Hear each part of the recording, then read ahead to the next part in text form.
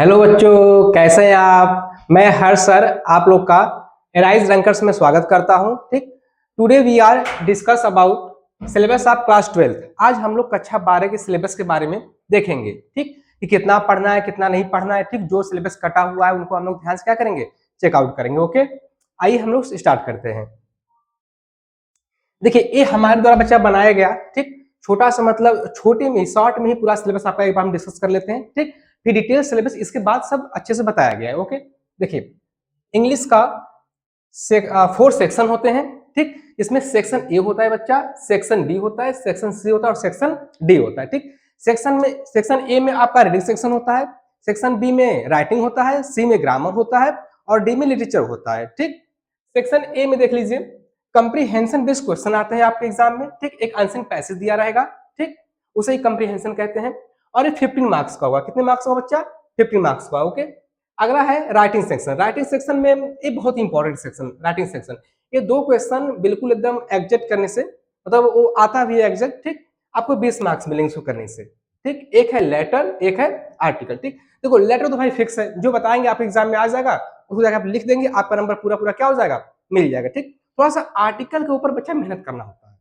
जो आर्टिकल है, ठीक, उसके ऊपर मेहनत करना होता है। ये मतलब टेंस पढ़ने 2-4 दिन या फिर ऐसे नहीं होता है। ठीक, इस पर बहुत मेहनत करना पड़ेगा आपको। 10 नंबर तो आपको भाई ये वाला मिल जाएगा 10 नंबर, लेकिन ये 10 नंबर पाने के लिए बच्चा बहुत मेहनत करना होता है। ओके, तो हम लोग बहुत अच्छे से लेटर्स और आर्टिकल्स क्या करेंगे, देखेंगे। ठीक, आगे बढ़ते हैं।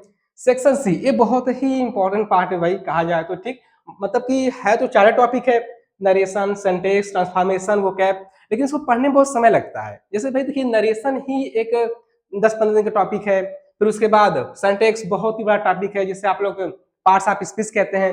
बस फर्क क्या है कि पार्ट्स ऑफ स्पीच में noun, pronoun, adjective, verb, adverb ये सब होते हैं। ठीक, तो यहाँ पे इनके नियम पढ़ने होते हैं। ऐसे नहीं डेफिनेशन पढ़ लेंगे हमारा काम हो गया, ऐसे नहीं। यहाँ पर बच्चा नाउन में 10-15 नियम होंगे, प्रोनाउन में होंगे, तो उन्हें हमें पढ़ना होता है। ओके, उसके बाद देखिए ट्रांसफॉर्मेशन है, एक लंबा टॉपिक है। अच्छा, वो कैब, इट्स वेरी इंपॉर्टेंट, बच्चों का भाई सर दर्द। वो कैब जो है बच्चों का सर दर्द होता है कि सर वो कैब कैसे तैयार करें। ठीक, बच्चा देखो, वो कैब एक दिन में तैयार नहीं होता, पहली बात तो। और एक बात और, हम मतलब कि हम देखे हैं कि लोग बाकी जगह लोग पढ़ाते भी तो हैं मतलब वो कैब, लेकिन रेगुलर नहीं पढ़ाते हैं। एक ही दिन में मतलब कि सोचेंगे सब कुछ करवा दें, तो ऐसा नहीं होता है। वो कैब में आप 10 वो कैब लीजिए, इसे एक रूटीन में पढ़ाइए हर दिन का। ऐसा नहीं कि एक ही दिन में 40-50 लिखवा दिए हो जाएगा, ऐसे कभी वो कैब नहीं याद होता है। ठीक, इसकी जिम्मेदारी हमारी है, हम आपको क्लास में क्लास का बच्चा याद करवा देंगे। ठीक, वो कैब का ये सब मिलाकर 25 मार्क्स का होता है। ठीक, ये वाला पार्ट सेक्शन से। आगे बढ़ते हैं सेक्शन डी में।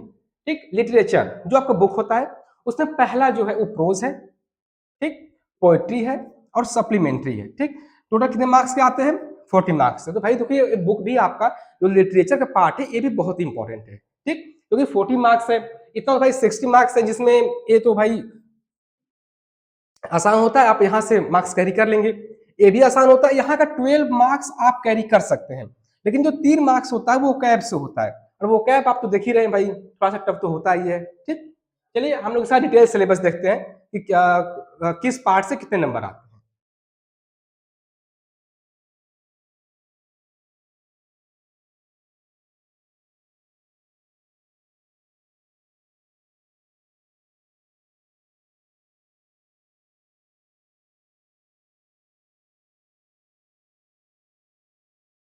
ओके, देखिए, there will be one question paper. ठीक, आपको एक क्वेश्चन पेपर दिया जाएगा, कितने मार्क्स का बच्चा, 100 मार्क्स का। ठीक, एक बात और जान लीजिए, यहाँ पर आपको 30 नंबर प्रैक्टिकल का नहीं मिलता है। ठीक, ऐसा नहीं कि 70 नंबर आपको लिखने से मिलेगा और 30 नंबर प्रैक्टिकल से 100 हो जाएंगे, ऐसी बात नहीं है। आपको बच्चा 100 नंबर टोटल अपने खुद से लाना होगा। ठीक, और पास होने के लिए भी कम से कम 33 नंबर तो आने ही चाहिए, ये बात ध्यान रखिएगा। तो यहाँ पर ऐसा नहीं कि आप 30 नंबर के भरोसे हो जाइए और फेल हो जाइए एग्जाम में। ठीक, ये बात अपना ध्यान रखिएगा कि यहाँ पर आपको एक एक नंबर खुद से लाना पड़ेगा। ठीक, तो आपको 100 मार्क्स का एक पेपर दिया जाएगा, उसे सॉल्व करना होता है। ठीक, नो प्रैक्टिकल, एक भी मार्क्स आपको प्रैक्टिकल इसमें नहीं मिलते हैं। ठीक, वन लॉन्ग सेक्शन ए में रीडिंग सेक्शन है बच्चा, अध्याय देखिए। वन लॉन्ग अनसीन पैसेज बताया ना, एक आपको कंप्रीहेंसिव एक पैराग्राफ मिलेगा। ठीक, उस पर बेस 4 क्वेश्चन होंगे, शॉर्ट 4 क्वेश्चन होंगे और 3 वो कैब का होगा। देखिए, वोकाबुलरी क्वेश्चंस। कितने भाई? 3 क्वेश्चंस। ओके, तो आप देखिए यहाँ पर जो भाई 3 क्वेश्चन है, ठीक, उसका तो आप 12 नंबर पा जाएंगे, ठीक, लेकिन जो वोकैब का पार्ट है इसका 3 मार्क्स पाना बच्चों के लिए एकदम चैलेंज होता है, ठीक। तो हम लोग यहीं पे काम करेंगे ये 3 नंबर पाने के लिए। और अगर मैं कहूँ तो मेरे तो भाई बहुत आसान होता है, ठीक। बच्चा हम आपसे ये कहेंगे जो आप कॉम्प्रिहेंसिव का जो वोकैब होता है उसे याद करके नहीं करते हैं, वो आपका पार्ट्स ऑफ स्पीच से होता है। जैसे एग्जाम्पल में हम बता दे रहे हैं, मान लीजिए आपके एग्जाम में एक बिजी शब्द आ गया, बिजी शब्द, ठीक, या फिर ऑक्युपाइड आ गया, तो ये तो भाई आप याद कर लेंगे। मान लीजिए ब्यूटीफुल आ गया, इसको देख लेंगे ब्यूटीफुल को, ठीक। तो इसका जो पार्ट्स ऑफ स्पीच है वो एडजेक्टिव है। तो अब हम लोग कंप्रीहेंशन जो अनसीन पैसेज है उसमें पहले चेक करेंगे एडजेक्टिव कहाँ कहाँ है, ठीक। उसमें से हर एडजेक्टिव को चेक करेंगे, उसमें से एक एडजेक्टिव फाइंड आउट कर लेंगे जो लगभग में उसका आंसर हो। ओके, ठीक। आगे बढ़ते हैं सेक्शन बी, राइटिंग सेक्शन है, ठीक। इसमें देख लीजिए आर्टिकल डिस्क्रिप्टिव होगा, आर्ग्यूमेंटिव होगा और ऑटोबायोग्राफिकल होगा, ठीक। इन अबाउट 150 वर्ड्स, 150 वर्ड्स में आपको लिखने होंगे, ठीक। सेकेंड क्या बच्चा यहाँ का? सेकेंड आपका लेटर आएगा, ठीक। लेटर एडिटर को आ सकता है, कंप्लेन लेटर आ सकता है, बिजनेस लेटर आ सकता है, ठीक। प्लेसिंग ऑर्डर्स एंड बुकिंग और कैंसिलेशन, ठीक, किसी चीज को कैंसिल करने के लिए, बुक करने के लिए, ठीक, प्लेसिंग ऑर्डर और बिजनेस लेटर, ठीक। जो हमारा फोकस होगा बच्चा वो एडिटर पे होगा और कंप्लेन पे होगा, इससे हमारा काम हो जाएगा। देखिए पहला इसमें हम लोग का बच्चा होगा एडिटर और दूसरा होगा कंप्लेंट लेटर, इतने से हमारा काम हो जाएगा, ठीक। एडिटर और कंप्लेंट, क्योंकि एग्जाम में यही दोनों आ ही रहे हैं, एक तो एडिटर आ रहा है, एक बार बार कंप्लेंट लेटर आ रहा है, ठीक। बाकी तो अथवा में करके आता है तो उसे हम लोग नहीं करेंगे, हम लोग एडिटर वाला कर लेंगे या फिर कंप्लेन वाला कर लेंगे, ठीक। चलिए आगे बढ़ते हैं।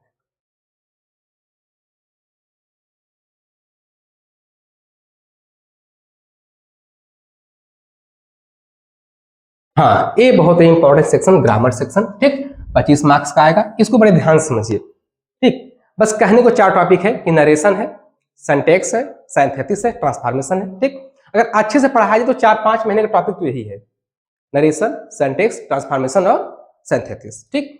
कह रहा है 10 questions MCQ and very short answer type questions, ठीक। कह रहा है भाई 10 क्वेश्चन होंगे इसमें जो कैसे होंगे, एमसीक्यू बेस होंगे। कैसे होंगे? एमसीक्यू बेस होंगे, ठीक। जिसमें पहला कह रहा है नरेशन, दूसरा कह रहा है बच्चा सिंथेसिस, ठीक, तीसरा कह रहा है ट्रांसफॉर्मेशन और सिंटैक्स कह रहा है। अब देखिए ये तो हमारा ग्रामर का टॉपिक हो गया, नरेशन, सिंथेसिस, ट्रांसफॉर्मेशन और सिंटैक्स, ठीक। अब आगे बढ़िए, देखिए ये है वोकैब का आइडियम्स एंड फ्रेजेस, पहला टॉपिक वोकैब का। फ्रेजल वर्ब ये दोनों एक ही में हम लोग पढ़ेंगे, जब भी पढ़ेंगे तो। सिनोनिम्स अगला टॉपिक, एंटोनिम्स और वन वर्ड सब्स्टिट्यूशन, लास्ट होता है होमोफोन्स। लास्ट क्या होता है? होमोफोन। देखो अब भाई जो ये होमोफोन्स है, ठीक, इसको तो हम केवल 50 ही वर्ड में कवर कर लेंगे, मतलब आप एग्जाम में फंस जाएगा। लेकिन हाँ, हमें भी पता होना चाहिए भाई होमोफोन्स क्या होता है, कैसे होता है, ताकि मतलब अभी के लिए नहीं, बाद में ही हमारी पढ़ाई हमें क्या करे, काम दे, ठीक। ये चीज है, तो हमें जब भी हम लोग ग्रामर में पढ़ेंगे तो इन सब चीजों को भाई देखेंगे। ग्रामर में नरेशन, सिंटैक्स, ट्रांसफॉर्मेशन, सिंथेसिस और वोकैब में synonyms, antonyms, one word substitution देख लेंगे और होमोफोन्स देख लेंगे, ठीक। आगे ट्रांसलेशन फ्रॉम हिंदी इंग्लिश, ठीक, 7 to 8 सेंटेंस। कह रहा है कि आपको भाई एक वो हिंदी में ट्रांसलेशन पैराग्राफ मिलेगा, ठीक, पैसेज मिलेगा, उसे आपको इंग्लिश में ट्रांसलेशन करना होगा, है ना। एक पैराग्राफ पैसेज मिलेगा आपको हिंदी में लिखकर, उसे इंग्लिश में क्या करना पड़ेगा, ट्रांसलेट करना पड़ेगा, ठीक। तो एक बात पहले ध्यान समझ लीजिए कि ये टेंस पढ़ने से बच्चा नहीं आता है कि राम घर जाता है, खाता है, पीता, आप कर लेंगे और इसको आप कर लेंगे, ठीक। इसको मीनिंग से करना होता है, ओके। हाँ, इसको मीनिंग से करेंगे तब हो, मतलब अर्थ निकाल कर फिर उसको करना होता है। शब्द काफी कठिन भी आते हैं इसमें, ठीक, तो बिना अर्थ के आप नहीं कर पाएंगे। तो बच्चा इसको करने के लिए, ठीक, इस पर हम लोग मेहनत करेंगे, 10 से 15 दिन तक हम लोग मेहनत करेंगे, फिर आप देखिएगा आप कितनी आसानी से इसको कर ले जाएंगे, ठीक। ये 5 मार्क्स का होता है आपके एग्जाम में, ओके। आगे बढ़ते हैं सेक्शन डी, ठीक। सेक्शन डी में देखिए फ्लेमिंगो हमारी बुक है, ठीक, जिसमें पहला है प्रोज, ठीक, शॉर्ट स्टोरीज। प्रोज को कहते हैं बच्चा शॉर्ट स्टोरीज, ओके।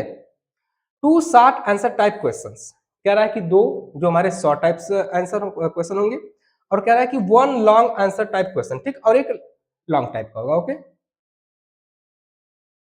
नेक्स्ट देख लीजिए, 3 very short answer type question based on given poetry. ठीक, अब देखिए पोएट्रीज कह रहा है, पोएट्रीज कह रहा है कि स्टैंजा बेस्ड क्वेश्चन आएगा, और कितने भाई 3 स्टैंजा बेस्ड क्वेश्चन रहेंगे, कितने 3, ठीक, शॉर्ट होंगे, ठीक, पोएट्री। एक्सट्रैक्ट वही कह रहा है कि 3 stanza based question related to identification of the following figures of speech. और ये भी कह रहा है कि कभी कभी फिगर ऑफ स्पीच भी छांटने के लिए, फाइंड आउट करने के लिए बच्चा आ सकता है। ऐसे देखिए अभी क्या था, पहले फिगर ऑफ स्पीच मतलब एक क्वेश्चन फिक्स था, पहले फिगर ऑफ स्पीच का एक क्वेश्चन क्या था, फिक्स था। लेकिन 2020 के बाद जो भी एग्जाम हो रहे हैं उसमें फिगर ऑफ स्पीच क्वेश्चन नहीं आ रहे हैं, ठीक। लेकिन देखिए अब इसमें सिलेबस में दिया हुआ है तो बिल्कुल हमको पढ़ना ही है, इसको छोड़ना नहीं है, नहीं पता कब पूछ दे नंबर कट जाएंगे फिर, ठीक। जिसमें simile, metaphor, personification, oxymoron, apostrophe, hyperbole, ठीक, और उना मोटा हुइया, ठीक, ये हमारे क्या है फिगर ऑफ स्पीच है, ठीक। आगे बढ़ते हैं, अगला कह रहा है कि सेंट्रल आइडिया आपके एग्जाम में, ठीक, 3 सेंट्रल आइडिया आएगा, उसमें से आपको बच्चा एक करना होता है, ठीक, 3 सेंट्रल आइडिया आएगा, उसमें से आपको एक करना होगा, ठीक। Central idea the given poem विस्तास, ठीक, central idea of the given poem, sorry ये देखिए यहाँ फुल स्टॉप है, ये चीज इसका है, ये यहाँ पर, ठीक है ना, ध्यान दीजिएगा। Central idea of the given poem ना, एक मतलब पोयम दिया जाएगा है ना, उसका आपको सेंट्रल आइडिया लिखना होगा, ठीक है ना। इस चीज को यहाँ पर देख लीजिएगा। विस्तार का सप्लीमेंट्री रीडर देखिए लिखा हुआ है, विस्तार का सप्लीमेंट्री मतलब टाइपिंग में थोड़ा सा प्रॉब्लम हो गया, ठीक, समझ लीजिएगा इसको। अगला देखिए 2 short answer type question, supply जो विस्तार हमारा बुक है, अगला बुक है विस्तार, ठीक, सप्लीमेंट्री, ठीक, 3rd भाग है बुक का हमारे। कह रहा है कि 2 शॉर्ट आंसर टाइप क्वेश्चन ना, 2 शॉर्ट आंसर टाइप क्वेश्चन होंगे इसमें। नेक्स्ट क्या है 1 लॉन्ग आंसर टाइप क्वेश्चन, और यहां से एक लॉन्ग क्वेश्चन आएगा। ओके, ये देखो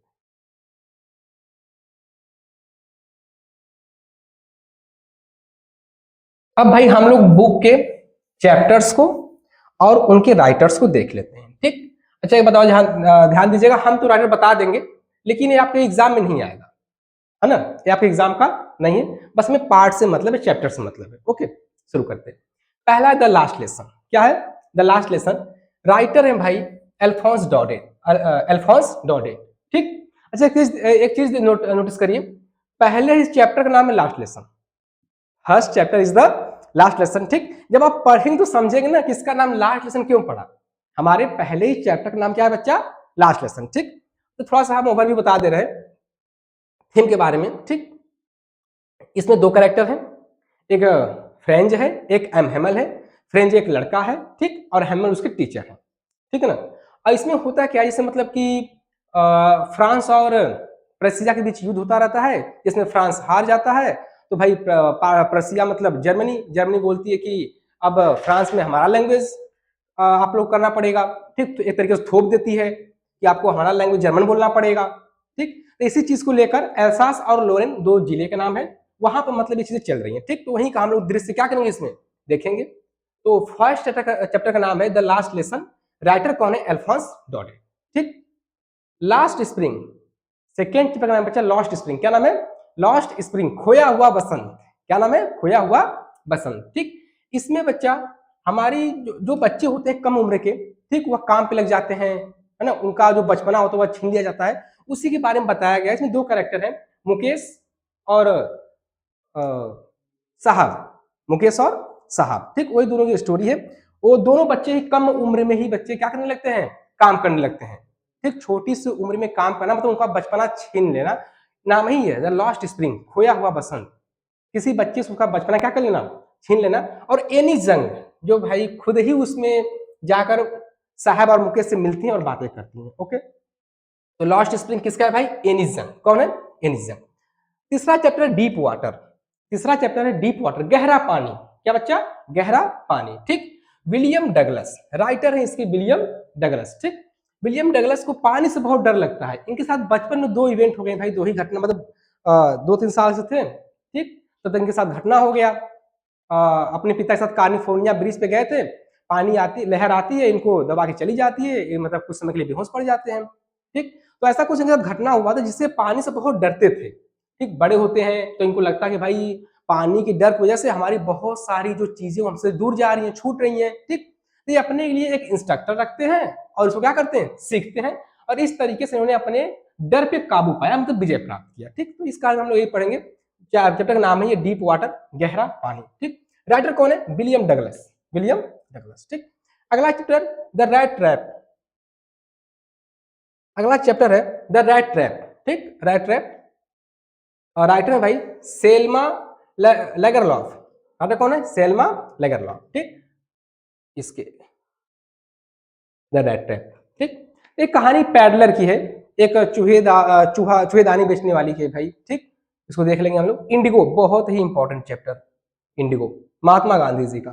ठीक, नील की खेती, नील की खेती, चंपारण में जितना भी इवेंट हुआ था, ठीक, उसी के बारे में महात्मा गांधी ने आंदोलन किया था, उस पर विजय प्राप्त किया था। ठीक, उसके बारे में बच्चा है इंडिगो। ठीक, राइटर है लुइस फिशर।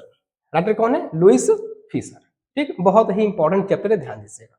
अगला है poets and pancakes, poets and pancakes. ठीक, राइटर है अशोक मित्रन। कौन है बच्चा, अशोक मित्रन। इसमें हम लोग देखेंगे कि दो दुनिया, मतलब टू वर्ल्ड्स के बारे में, दो संसार मतलब आपको दिखेगा यहाँ पर।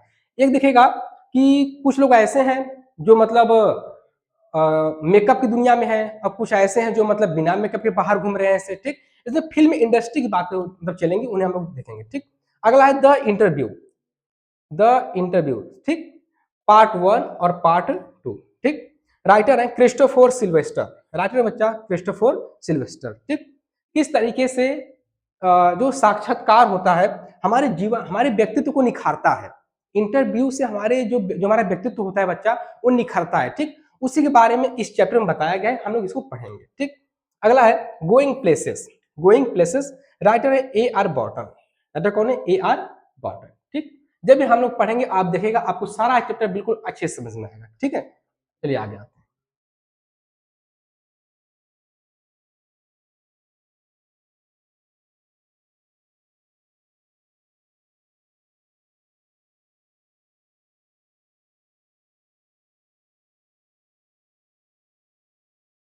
हाँ, पोएट्री। अगला हमारा जो सेकंड पार्ट वो पोएट्री का है। My mother at 66, Kamala Das. My mother at 66, Kamala. यहाँ पर आपको राइटर जरूरी है। ठीक, प्रोज में आपको राइटर जरूरी नहीं है, वहां पूछता नहीं है, लेकिन यहाँ बच्चा पूछता है राइटर। ठीक, तो माई मदर एट 66 का राइटर कौन है, कमला दास। कौन है, कमला दास। ठीक, कीपिंग क्वाइट कौन है भाई, पैब्लो नेरूदा। कौन है, पैब्लो नेरूदा। ठीक, थिंक ऑफ ब्यूटी कौन है, जॉन किट्स हैं, जानती है इनका। पहले अभी तो नया चैप्टर आ गया ना, तो पहले था ट्रू ब्यूटी, इनका एक चैप्टर था ट्रू ब्यूटी। ठीक, जिसमें फिजिकल और नेचुरल ब्यूटी के बारे में बताया गया था। ठीक, लेकिन यहाँ पे कुछ अलग ही है, थिंक ऑफ ब्यूटी लिखा है, अभी बता रहे हैं। अ रोड साइड स्टैंड। ठीक, राइटर है रॉबर्ट फॉस्ट। ठीक, आंट जेनिफर टाइगर्स। ठीक, एड्रिन रिच। कौन है, एड्रिन रिच। ठीक, थोड़ा इनके बारे में जानते हैं क्या क्या होता है। My mother at 66। ठीक, इसका थीम है एडवांसिंग एज। इस चैप्टर का बच्चा थीम है एडवांसिंग एज, किस तरीके से हमारी अवस्था बढ़ती जाती है। ठीक, माँ बाप बूढ़े होते हैं।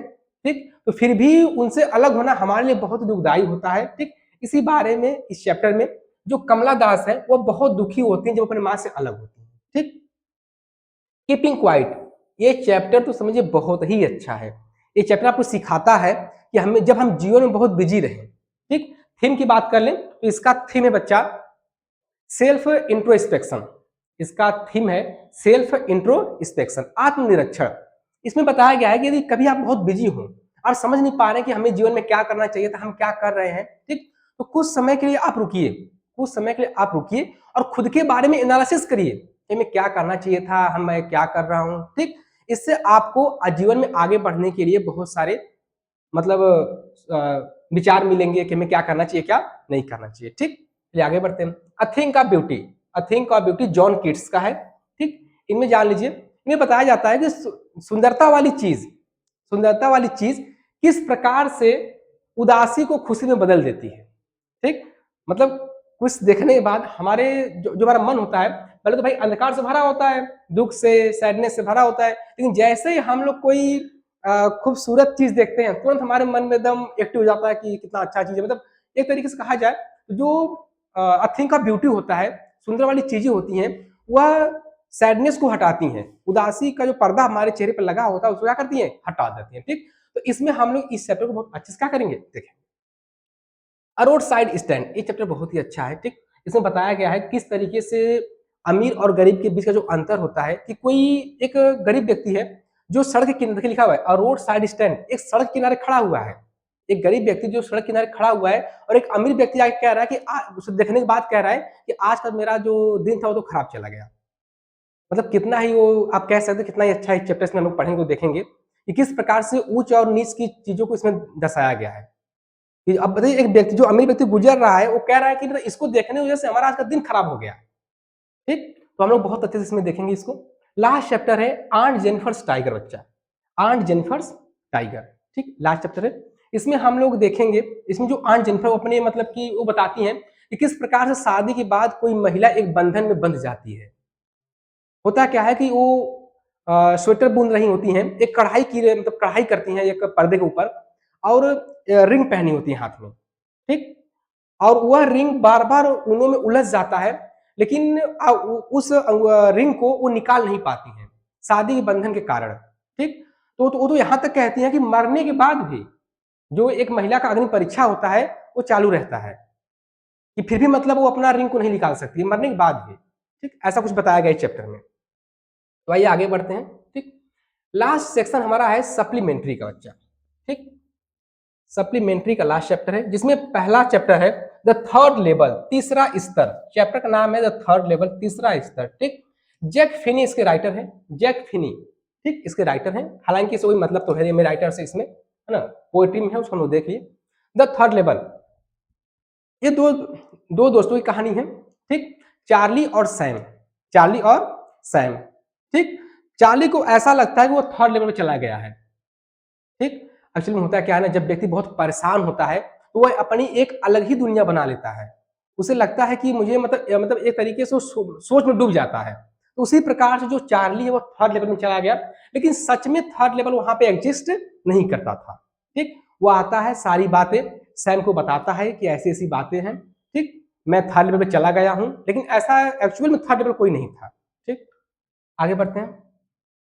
द टाइगर किंग, अगला चैप्टर है द टाइगर किंग। ठीक, इसमें बच्चा बताया गया है कि किस प्रकार से एक राजा, किस प्रकार से एक राजा। ठीक, देखिए पहले जमाने में लोग जो राजा होते थे, अगर बच्चे के जन्म पर बहुत सारे एस्ट्रोलॉजर रहते थे, ज्योतिषी। ठीक, वो लोग भविष्यवाणी करते थे कि आपका बेटा ऐसा बनेगा ऐसा बनेगा। ठीक, तो सेम वही कंडीशन था। राजा को एक लड़का मतलब पैदा हुआ, और जो ज्योतिषी से एस्ट्रोलॉजर थे, ज्योतिषी, तो भविष्यवाणी करते हैं कि आपका लड़का मर जाएगा, आपका लड़का मारा जाएगा। ठीक, तो भाई 10 डेज जो जिला मतलब इनके बेटे का नाम था जिलानी जंग जंग बहादुर। ठीक, 10 डेज ओल्ड जिलानी जंग जंग बहादुर। ठीक, वो बोलने लगता है, बोल के पूछता है कि वे पैगंबरों, ठीक, ये तो सबको पता है कि एक दिन सबको मरना है, अगर आप सच में ज्योतिषी हैं तो मुझे ये बताइए कि मेरी मृत्यु कैसे होगी। ठीक, अब यह सुनकर सब लोग आश्चर्यचकित हो गए, बोल कौन, आवाज कहां से आ रही है। ठीक, और 3 दिन का बच्चा 10 दिन का बच्चा बोल रहा है। तो ऐसा हुआ। ठीक, तो इसमें जो ज्योतिषी हो तो बताते हैं कि तुम्हारी मृत्यु एक बाघ से होगी। ठीक, अगर ऐसा नहीं हुआ तो मैं अपने सारे बाल मुड़वा, मतलब मेरे सारे बाल मुड़वा देना। ठीक, मेरे ज्योतिषी की सारी किताबें फाड़ देना। ठीक, और तुम जो कहोगे मैं वो करूंगा, अगर मेरी भविष्यवाणी क्या होती है, गलत हो जाती है। ठीक, तो भाई ऐसे इस कहानी में है, तो इसे हम लोग क्या करेंगे, देखेंगे, पढ़ेंगे। ठीक, आगे है journey to the end of the earth. ठीक, journey to the end of the earth, Tishani Doshi, है ना। ये कहानी कुछ बच्चों की है जो अंटार्कटिका के लिए टूर पर जाते हैं, है ना। ठीक, और ये चैप्टर बहुत ही मतलब अच्छा है, यहाँ से क्वेश्चन हमेशा आता रहता है एग्जाम, क्योंकि यह जियोग्राफिकल चैप्टर है, भौगोलिक चैप्टर है। ठीक, जो जो चैप्टर आपके इतिहास से या फिर जुड़े होंगे इन सब चीजों से ना, वहां से क्वेश्चन हमेशा आएंगे बच्चा। ठीक, तो इसको हम लोग देख लेंगे भाई कैसे क्या होता है। The enemy, the enemy. ठीक, चैप्टर का नाम ही द एनमी, दुश्मन, समझ रहे होगे। ठीक, इसमें भाई डॉक्टर सदाऊ होते हैं, और एक और कैरेक्टर इनकी पत्नी हना। ठीक, और American Tom, American soldiers Tom. ठीक, टॉम ही वही है एनमी जो अमेरिका से आया हुआ है। ठीक, और इनका भाई दुश्मन ये जापान के लोग हैं। ठीक, इसमें हम लोग यही देखेंगे अगला chapter on the face of the it, इसमें 2 कैरेक्टर है, ठीक, चेहरे पे कुछ, ठीक, इस पर 2 कैरेक्टर है, एक मिस्टर लैम्ब है और डेरी है, ठीक। मिस्टर लैम्ब का पैर बम ब्लास्ट में उड़ गया है, ठीक, मतलब एक तरीके से विकलांग है और उन्हें जो मतलब कि समाज है वो लंगड़ा लंगड़ा कहता है। और एक बच्चा है लैम्ब, ठीक, उसका एक साइड का फेस बर्न हो गया है, ठीक, तेजाब की वजह से ना। तो ये दोनों बच्चे किसी न किसी तरीके से क्या है, डिसेबल्ड है ना, मतलब विकलांग है। ओके, तो जो अच्छा जो डेरी है वो तो इतना डरता है कि समाज से इतना डरता है कि कभी दिन में निकलता ही नहीं है, तो रात में निकलता है, ठीक। मतलब ये देखिए कि सामाजिक जो समाज का इतना वो है कि जो हल्का सा मतलब विकलांग हो गया, मतलब सुंदर लोग को आप लोग देखेंगे, लेकिन जो विकलांग है उनका क्या, ठीक। तो उनको मतलब वो सब इस कहानी में बताया गया है कि मतलब विकलांग होना एक तरीके का पाप है कि आप निकल नहीं सकते रास्ते पर, बच्चे देख के आपको घबराएंगे, चिल्लाएंगे, चिढ़ाएंगे, ऐसी चीजें बताया जा रहा है इसमें, ठीक। आगे देखते हैं memories of childhood. Memories of childhood, इसमें 2 कहानियां हैं, ठीक, जिटकलासा और बामा, जिटकलासा और बामा, ठीक। एक इस कहानी से आपको बहुत कुछ सीखने को मिलेगा। इसमें बताया गया है कि किस तरीके से जो अपर कास्ट के लोग हैं, ठीक, और लो कास्ट के लोग पर अत्याचार कर रहे हैं, ठीक। एक व्यक्ति होता है बामा, देखिए एक बामा लड़की है, ठीक, वह देखती है कि एक उसके गांव के एक बुजुर्ग व्यक्ति है, ठीक, जो छड़ी में धागा बांधकर एक पैकेट को ऐसे करके ले जा रहे हैं, मतलब पैकेट वहां है, धागा में ऐसे बंधा हुआ है, लकड़ी में धागा, ठीक, ऐसे लेके जा रहे हैं क्योंकि भाई ये दिखा मतलब इसलिए कि वो जो लेके जा रहे हैं किसी उच्च स्तर के व्यक्ति के लिए लेके जा रहे हैं और वह छू देंगे तो वह छुआछूत हो जाएगा, मतलब इस लेवल का देखिए वहां पर डिस्क्रिमिनेशन था, भेदभाव था, ठीक। तो इस चैप्टर में मेमोरीज ऑफ चाइल्डहुड, बचपन की यादें, ठीक, हम लोग देखेंगे। और उसमें ये चीज बताया गया कि बाबा को बताया गया कि यदि बच्चा तुम्हें ये सब दूर करना है तो एकमात्र मीडियम है वो है पढ़ाई करना। तुम पढ़ लिख के यदि बड़ी बन जाओगी, किसी बड़े पद पर चली जाओगी, तब तुम इस चीज को जो कास्ट एंड रेस डिस्क्रिमिनेशन है इसे तुम हटा सकती हो, ऐसे नहीं हट सकता, ठीक। तो इस तरीके से इसको भाई हम लोग देख लेंगे, ठीक। ये रहा हमारा सिलेबस डिस्कशन, ठीक। उम्मीद करते हैं कि आप लोग को अच्छा लगा होगा। नेक्स्ट जैसे हम लोग अपना टॉपिक क्या करेंगे, शुरू करेंगे, जैसे जैसा आप कहेंगे, अगर कहेंगे तो हम बुक शुरू कर देंगे और कहेंगे तो ग्रामर शुरू करेंगे, ठीक। हालांकि हमारा सोच है कि पहले हम आपको हर चैप्टर का एक एक बुक चैप्टर पढ़ा दें, सप्लीमेंट्री का, प्रोज का, पोइट्री का, फिर एक टॉपिक ग्रामर का पढ़ा दें, ताकि आपका भाई पूरा अच्छे से कवर होता रहे, ठीक। जैसा भी आप कहेंगे वैसा हम करेंगे, ठीक। नेक्स्ट जैसे हम लोग अपना पहला टॉपिक क्या करेंगे या फर्स्ट लेसन क्या करेंगे, शुरू करेंगे, ठीक। Thank you.